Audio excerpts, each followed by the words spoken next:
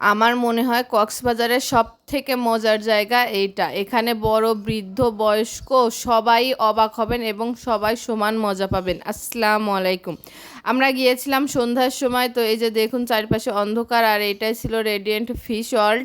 এখানে যে এত পরিমাণে মজা, আমাদের সাথে আরও অনেক লোক গিয়েছিল, তারা সবাই অবাক হচ্ছিল। বাইরে থেকে যারা এসেছিল তারাও ভিতরের পরিবেশটা দেখে অবাক হয়ে যাচ্ছিল। মানে আপনারাও চিন্তা করতে বাধ্য হবেন দেখার পরে যে ওরা এত বড় মাছ বা এই এতগুলো মাছ এইভাবে কিভাবে রেখেছে, তারা কিভাবে খাবার দেয় বা কিভাবে যত্ন করে, বা আপনি হয়তো বা জীবনে এমন মাছ দেখেনও নি। এত ধরনের মাছ আছে এখানে, তাও আবার জীবিত। এই যে দেখতেই পারছেন, আমরা 300 টাকা করে টিকিট কিনে নিয়ে গিয়েছিলাম। টিকিট এদের এখান থেকে বেশ খানিকটা দূরেই কিনে নিয়ে আসতে হয়।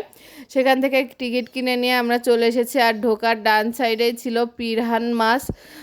এই মাছগুলো নাকি মানুষ খায়। আর এই মাছগুলো কিন্তু ফোনে দেখতে ছোট মনে হলেও এদের ওজন ছিল প্রায় 2-3 কেজি করে এক একটা। তার সাইডে ছিল এই যে দেখেন রুই কাতলা, তারপরে সিলভার বা বিভিন্ন দেশি মাছের যেগুলো আমরা খাই কালারগুলো, সেইগুলো জীবিত। আর এখানে দেখুন এত সুন্দর লাগছিল জীবিত মাছগুলো দেখতে, যে কেউ দেখলে অবাক হয়ে যাবে। আর এই যে দেখুন সিলভার কাপ মাছ বা পাঙ্গাস মাছ, আর এখানে আবার এদের খাবার দিচ্ছিল, সবাই একসাথে এসে খাচ্ছিল। আর এই মাছটা দেখে সত্যি বলছি আমরা তো সবাই অবাক হয়ে গিয়েছি। এই মাছটা কিন্তু দেখে ছোট বা মৃত মনে হচ্ছে, তবে জীবিত মাছ। আর এটা ছিল পাঙ্গাস মাছ, আর একটা রুই মাছ, মৃগেল মাছ, 3-4টা মাছ ছিল। সবগুলোর ওজন কিন্তু 300 কেজির উপরে উপরে লেখাই রয়েছে। দেখে মনে হচ্ছিল যে আমার চেয়েও বড় হবে, আর নড়াচড়া করে বেড়াচ্ছিল।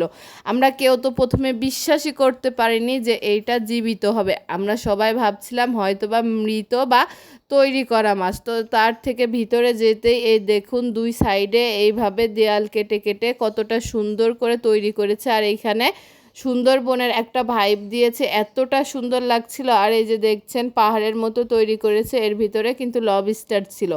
এক একটা লবস্টার প্রায় 1 কেজি করে হবে। সবাই তো দেখে অবাক হয়ে যাচ্ছিলাম আসলে আমরা। আর সাইডে আবার যে মাছগুলো ছিল তাদের পরিচিতি বর্ণনা করা ছিল। আর এই যে দেখুন দেয়ালগুলো এতটা সুন্দর করেছে, দেখে মনে হচ্ছিল যে পাহাড়ের ভিতরে করা। এখানে গেলে সময় যে এমনভাবে কেটে যাবে আপনারা টেরও পাবেন না। আমাদের প্রায় 1 ঘন্টা লেগেছিল পুরো ফিশ ওয়ার্ল্ডটা ঘুরে দেখতে। অনেকখানিক জায়গা নিয়ে তো এটা তৈরি।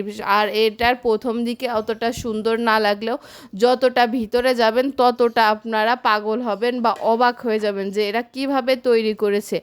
এর পরের ভিডিওতে আমি সেইগুলো দেব। আসলে এত বড় জায়গায় 1 ঘন্টা লেগেছে সেটা 3 বা 4 মিনিটের ভিডিওতে দেওয়া সম্ভব না। আমি চেষ্টা করেছিলাম, তো ভেবেছি সেকেন্ড পার্ট আনবো, আর এক পার্ট আপলোড হবে। তো সেটার জন্য কিন্তু আমার চ্যানেলটা ফলো করে রাখবেন সবাই যদি দেখতে চান। আর এই সেকেন্ড পার্টেই কিন্তু আপনারা বেশি মজা পাবেন, কারণ সেকেন্ড পার্টে যেটা আছে সেটা দেখলে আপনারা গ্যারান্টি দিয়ে বলতে পারছি আপনারা অবাক হবেন। আর এই দেখুন এইগুলো কিন্তু তেলাপিয়া মাছ ছিল, তবে আটকা জায়গায় থাকার কারণে পুরোই সাদা হয়ে গিয়েছে। আর এইগুলো পাবদা মাছ ছিল। দেখে কি চেনা যাচ্ছে? আসলে দেখে আমরাও চিনতে পারিনি, এতটা অবাক করার জিনিস ছিল এর ভিতরে।